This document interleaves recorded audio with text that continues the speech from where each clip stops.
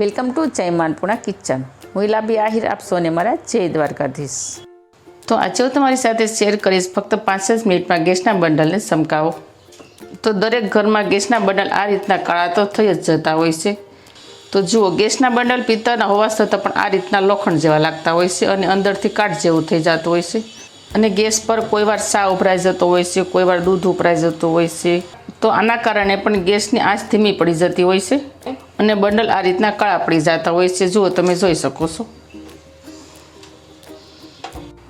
તો ગેસના બંડલને ક્લીન કરવા માટે આપણે બહારની બીજી કોઈ વસ્તુ નથી લેવાની અને ઘરમાં રહેલી વસ્તુમાંથી જ ગેસના બંડલને ક્લીન કરવાના છે. અને જુઓ, તમને ગેસના બંડલ લોખંડ જેવા લાગે છે ને, તો આ ગેસના બંડલને આપણે એકદમ સોના જેવા ચમકાવવાના છે. તો તેના માટે આપણે સૌથી પહેલી પ્રોસેસ કરીશું ગેસ ઓન કરવાની. ગેસ પર આપણે તપેલી રાખી દઈશું. તેમાં આપણે થોડું ફિલ્ટરનું પાણી ઉમેરી દઈશું. તો આ રીતે બંડલને ચમકાવવા માટે તમારે નોર્મલ પાણી નથી લેવાનું, ફિલ્ટરનું પાણી લેવાનું છે. કારણ કે ફિલ્ટરના પાણીમાં ખારેશ નથી હોતો. પાણી ગરમ થવા દઈશું. તો વિડીયો શરૂ કરતાં પહેલાં મારી તમને નિવેદન છે કે હજી સુધી તમે મારી ચેનલને સબસ્ક્રાઈબ ન કરી તો પ્લીઝ જય માનપુણા કિચનને સબસ્ક્રાઈબ કરી દેજો. વિડીયોને એક લાઈક જરૂર કરજો. તો જુઓ, તમે જોઈ શકો છો, સરસ પાણી ગરમ થઈ ગયું છે. હવે આ ગરમ પાણીમાં આપણે 1 ચમચી જેટલી ભૂકી એડ કરી દઈશું. ભૂકી તમે જે ઘરમાં ખાતા હોય તે લઈ શકો છો. અત્યારે મેં જીવરાજની સા ભૂકી લીધી છે. તો સાની ભૂકી મેલ કાપવાનું કામ કરે છે. સાની ભૂકી એડ કરવાથી ઝડપથી મેલ કપાઈ જાય છે અને બંડલ એકદમ નવા જેવા લાગે છે. હવે આને આપણે 2 મિનિટ સુધી ગરમ થવા દઈશું, મતલબ ઉકળવા દઈશું. તો જુઓ, અહીંયા સાનું પાણી સરસ ઉકળી ગયું છે અને સાનો કલર પણ પાણીમાં સરસ બેસી ગયો છે. જુઓ, તમે જોઈ શકો છો. હવે આ સ્ટેજ ઉપર આપણે ગેસની ફ્લેમ બંધ કરી દઈશું અને સાની તપેલીને ગેસ પરથી નીચે ઉતારી લઈશું. જો તમે ગેસને ઠંડો થઈ ગયા બાદ બર્નર અથવા તો ગેસ સફાઈ કરશો ને, તો બર્નર છે તે લાંબા સમય સુધી સારા રહેશે અને ગેસની ફ્લેમ બહારની કિનારેથી નહીં નીકળે. તો જો આપણે ગરમ ગેસ હોય અને આપણે ગેસની સફાઈ કરીએ તો થોડો સમય જાય એટલે શું થાય કે ગેસની ફ્લેમ આ રીતે બંડલની બહાર નીકળી જતો હોય છે અને ગેસની ઉર્જા એક સરખી નથી ચાલતી. તેથી આ વાતનું ખાસ ધ્યાન રાખવાનું કે બંડલને ઠંડા થઈ જવા દેવાના પહેલાં. તો આપણે ગેસના બંડલ આપણે ચોખ્ખા કરવા માટે બહાર કાઢી લઈશું.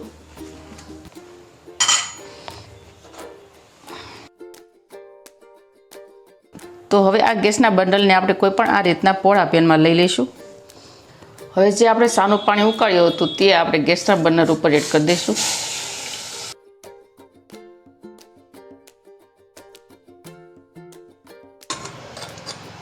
તો જો આ રીતે આપણે ગેસના બર્નરને પાણીમાં ડુબાડી દેવાના.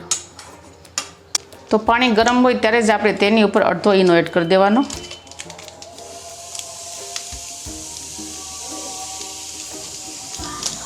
એક ચમચી જેટલો એડ કરી દઈશું આપણે કુકિંગ સોડા. ત્યારબાદ અહીંયા મેં લીધું છે વિનેગર. વિનેગરની જગ્યાએ તમે લીંબુ પણ લઈ શકો છો, પરંતુ વિનેગરના પાણીની અંદર છે ને વધારે પડતી ખટાશ હોય છે, એટલે આનાથી બર્નર છે તે ઝડપથી ચમકવા લાગે છે અને નવા જેવા થઈ જાય છે. તો આપણે વિનેગર 2 ઢાંકણા જેટલું એડ કરીશું.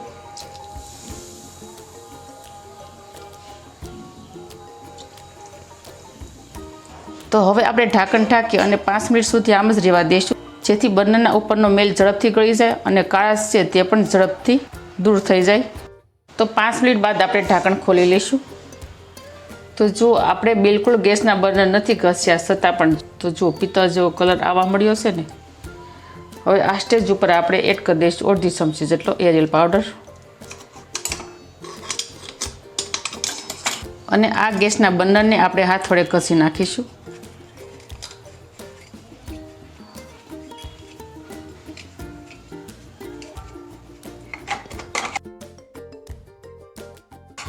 હવે આ ગેસના બર્નરને આપણે એક ડીશમાં રાખી દઈશું.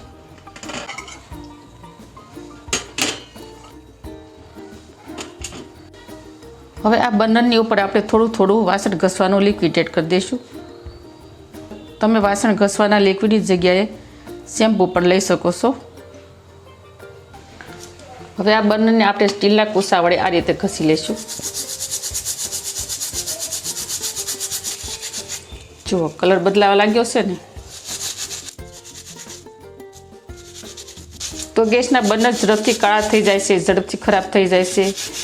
તો તમે આ પ્રોસેસ કરશો ને તો તમારા ગેસના બર્નર ઝડપથી નવા જેવા થઈ જશે અને એકદમ સોના જેવા ચમકવા લાગશે.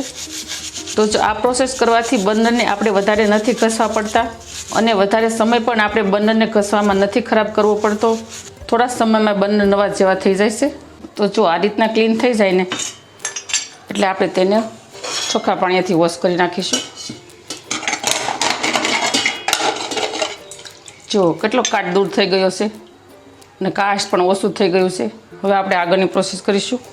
તો હવે આ બર્નરને આપણે વધારે નવા જેવા બનાવવા માટે તેના માટે આપણે લઈ લઈશું ટોયલેટ ક્લીનર. તો આ લિક્વિડ તમને કોઈ પણ સ્ટોર પર મળી જાય છે અથવા તો ડીમાર્ટમાં પણ આ મળી શકે છે અને તમને આ વેસ્ટીઝ કંપનીમાંથી પણ મળી જશે. હવે આ લિક્વિડને આપણે બર્નરની ફરતી કિનારે એડ કરી દઈશું આ રીતે.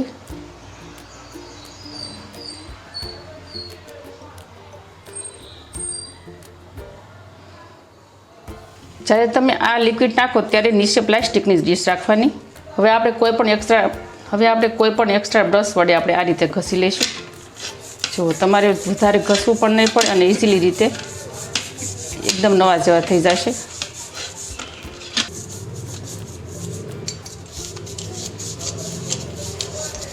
તો તમે આની જગ્યાએ હાર્પિક લિક્વિડ પણ લઈ શકો અથવા તો ત્રાંબા પિત્તળ ઘસવાનો પિતાંબરી પાવડર આવે છે તે પણ તમે લઈ શકો છો. તો જો અહીંયા આપણા ગેસના બંડલ એકદમ સરસ નવા જેવા થઈ ગયા છે.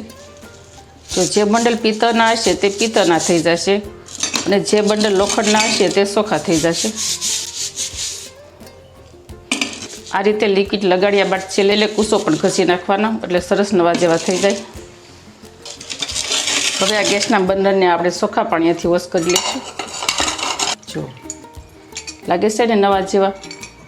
જો બિલકુલ કાટ નથી કે બિલકુલ કાળાશ નથી રહ્યો. વધારે મજ જામી ગયો હશે અને વધારે જૂનું બર્નર હશે તમારું તો આ રીતનું થઈ જશે. અને આ મોટું બર્નર છે તે પ્રોપરલી પિત્તળનું નથી એટલે એમાં આનો આ રીતે કલર આવ્યો છે. પણ સરસ બર્નર થઈ જાય છે ચોખ્ખા અને નવા જેવા. જુઓ થઈ ગયા છે ને એકદમ સોના જેવા બર્નર.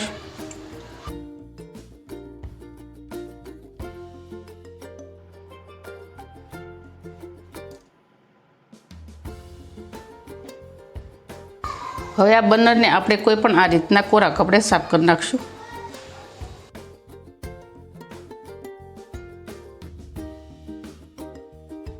તો તમારે આ રીતે ગેસના બર્નરને 20 કે 25 દિવસે તેને ક્લીન કરી જ નાખવાના. તો જો આ રીતે તમે ગેસના બર્નર 20 કે 25 દિવસે એકદમ ક્લીન કરશો ને તો તમારા ગેસની આંચ એકદમ ધીમી નહીં બળે અને ગેસની ઉર્જા એવી ને એવી ફૂલ રહેશે.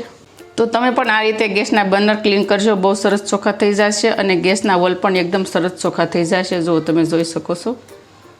તો તમને આ ગેસના બર્નર એકદમ ક્લીન અને નવા જેવા કરવાની ઇન્ફોર્મેશન કેવી લાગી તે મને કમેન્ટ કરી અને જરૂર કહેજો. અને તમે કયા શહેરમાંથી મારો વિડીયો જોઈ રહ્યા છો તે પણ મને કમેન્ટ કરી અને જરૂર કહેજો. તો મારી આવી જ નવી રેસિપીઓ શીખવા માટે નવી ઇન્ફોર્મેશન સાથે જય માનપુરા કિચનને સબસ્ક્રાઈબ કરી દેજો. વિડીયોને એક લાઈક જરૂર કરજો અને ફ્રેન્ડ અને ફેમિલીમાં વધુને વધુ શેર કરજો. તો આવજો, ફરી મળીશું નવી જ રેસિપીઓ સાથે નવી ઇન્ફોર્મેશન શીખવા માટે. ત્યાં સુધી થેન્ક યુ. જય દ્વારકાધીશ, જય સિયારામ, ધન્યવાદ.